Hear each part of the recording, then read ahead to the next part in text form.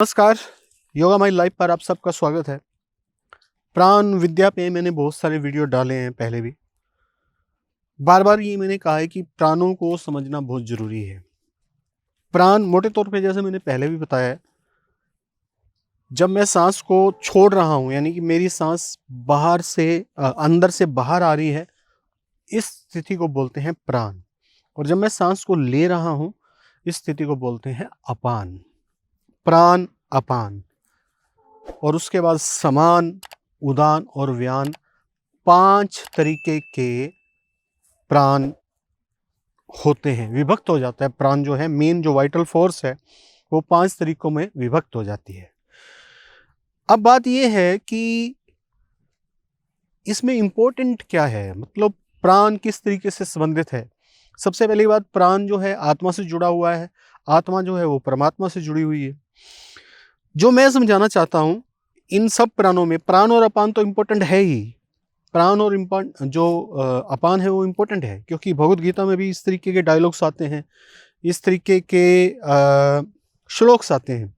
ना केवल भगवत गीता बल्कि केनोपनिषद, कठोपनिषद, यहाँ पे भी जो है इस तरह के श्लोक जो हैं वो विराजमान हैं कि कैसे प्राण और अपान को प्यूरिफाई करके, प्राण और अपान के कम्बिनेशन को हम यूज़ करके एक ऐसी स्थिति में पहुंच सकते हैं जो ना केवल हमारा आध्यात्मिक उत्थान करने में फ़ायदा करती है, बल्कि जो सांसारिक रूप से जो सफलता है वो भी वो स्थिति दिलाती है।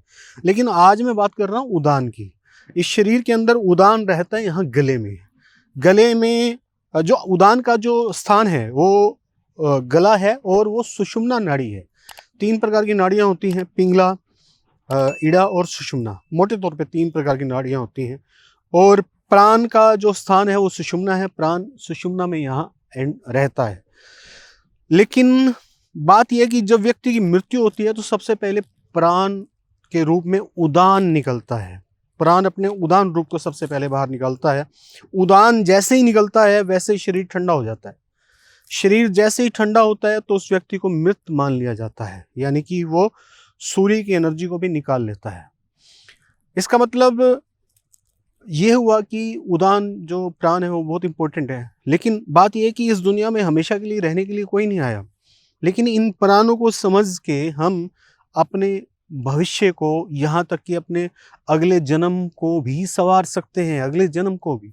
क्योंकि उपनिषद के हिसाब से और भगवद गीता के हिसाब से जब उदान निकल रहा होता है, उदान का ही उत्तरदायित्व होता है कि आपको किस लोक में लेके जाएगा, अगली यात्रा किस लोक में होगी, ये उदान का ही उत्तरदायित्व होता है। किस योनि में होगी, ये उदान का ही उत्तरदायित्व होता है। अगर हम प्यूरिफाई करते चले जाएंगे प्राण और अपान की मदद से, और जो 3 नाड़ियाँ मैंने बताई, पिंगला, इड़ा और सुषुम्ना की मदद से, तो यूँ समझ लीजिए कि उदान पे विजय प्राप्त हो जाएगी। उदान पे जब विजय प्राप्त हो जाएगी तो अपनी मर्जी से आप प्राणों को छोड़ सकोगे, अपनी मर्जी से अपने जीवन को तय कर सकोगे, आने वाले जीवन को, और इस जीवन को सफलता भी अपनी मर्जी से तय कर सकोगे। क्या बनना चाहते हो, क्या नहीं बनना चाहते, उदान पे काम करके ये भी हो सकता है। आज के लिए इतना ही। प्राण शक्ति पे, प्राण विद्या पे हमारे बहुत सारे वीडियो ऑलरेडी हैं, आगे भी आते रहेंगे। आगे भी मैं आपको बताता रहूँगा कि किस तरीके से ये प्राण शक्ति काम करती है। और जुड़े रहिए योगा माई लाइफ पे। Thank you very much. आपका दिन मंगलमय हो।